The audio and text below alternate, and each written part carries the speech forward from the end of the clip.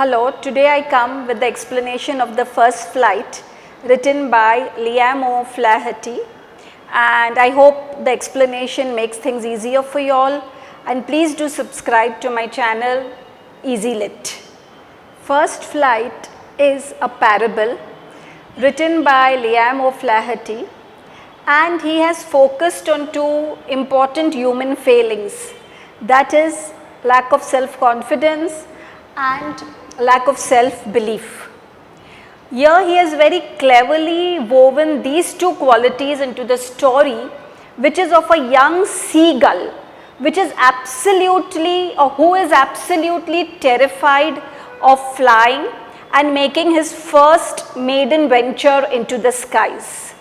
He starts by showing the seagull sitting all alone on a ledge, taking a few steps ahead, but again going behind, for the fear within him is too great. Although his younger siblings have ventured into the skies and have made their maiden flights in spite of the fact that they had shorter wings than him. The little seagull, who is sitting solitary on the ledge, tries to take a few steps, keeps looking at that wide expanse of sea before him, but somehow the fear is too powerful for him to conquer. His parents rebuke, his parents reprimand him, but somehow it does not affect him much, and in the end they warn that they will leave him to starve on the ledge. But all this is to no avail, and his parents, true to their word, fly away, leaving him all alone on the ledge. All this was 24 hours ago, and his parents had not yet come to offer him any food. And the poor seagull was starving. He kept looking at his brothers and sisters flying in the skies, his parents teaching them all the tricks of flying, teaching them to be experts in this life skill which every bird needs, and they were skimming the waters, diving for fish. Then he sees his older brother catching a fish, eating it, and his parents cackling and cackling, showing their pride at this feat. And he was still on that ledge all alone, not able to muster the courage to make his flight into the sea or into the skies. Now it was noon, he was famished, he was absolutely hungry, but he could not see any sign of his parents coming to his help. He walked a few steps towards the brink of the ledge and stands on one leg, hides his face under his wing, trying to pretend he is asleep, but his parents take absolutely no notice of him. And he only sees his mother, who keeps looking at him. And then he sees her eating a fish, and that really maddened him, for he was by now extremely hungry. He begged for food, making pathetic, sad calls to his parents, but nobody took any notice of him. In fact, his mother just looked at him in a very derisive way, trying to tell him that how worthless are you, that you cannot even fly and cannot learn this basic life skill that every bird needs. But then, to his great astonishment and to his great joy and elation, he sees his mother flying towards him, and she has a piece of fish in her mouth, and his hopes really soar, thinking his mother has now come to satiate his hunger. But he was in for a rude shock. The mother just stops in front of him with the piece of fish dangling in her beak and just not moving. And by now, hunger is really gnawing in his stomach, and the poor seagull has no choice. He forgets his fear and he just makes a leap towards the fish, and he realizes that he has started flying into the skies. When he makes the plunge towards the fish which was dangling in his mother's beak, it was with a loud scream and a huge, enormous terror gripping him.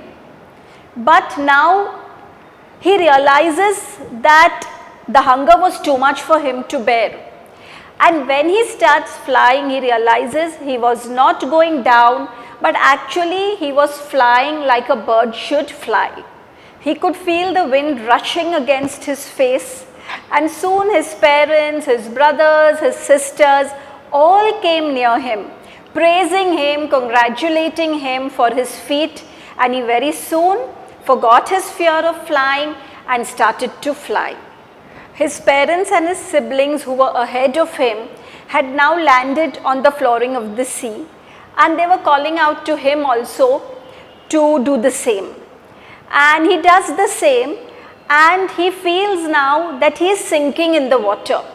And again a new terror, a new fear overwhelms him, but then he realizes he was not sinking, he was actually floating on the water. And this gave him a great sense of elation. Very soon again his family surrounded him, praising him and gave him dogfish to eat. And in this way this young seagull conquers his fear of flying, and his lack of self-belief, his lack of self-confidence, which were a major factor in his not flying, it could be removed only due to the support of his family, and that too especially his mother. This story of the seagull would resonate with most of us. We would surely feel a sense of connect with this young seagull who was so scared, because very often we ourselves face situations where we are not able to conquer our fears and where we really hesitate to go into unknown territories. Motivation from someone could really help in one's success in life. But one must always remember, fear, which could be an integral part of our personality, can always be conquered. Fear should never conquer us. Every journey of 1,000 steps starts with but a single step. But it is that single step which is the most difficult to make. And once that is taken, the journey will surely be less difficult and less arduous for us.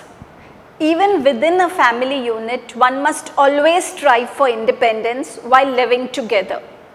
Help and guidance, of course, are very welcoming factors, but if there is fear, they are not very useful. Independence is a quality for the brave and not for the cowards. Over here, one sees that the seagull is really encouraged, motivated by his parents and siblings to learn this life skill of which he is devoid. The mother hardens her heart in order to teach this skill to her young one. She uses the bait of a fish to motivate him. She may have felt very bad to see the young one hungry, but she knows if she does not do this, maybe he'll never learn the skill of flying and he would become a prey for the other birds and vultures. The plight of the seagull can be used as a metaphor for ourselves.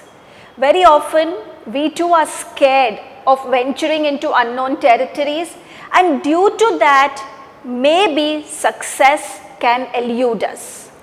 I hope this explanation will make the comprehension of this lesson much easier and more enjoyable, and thank you.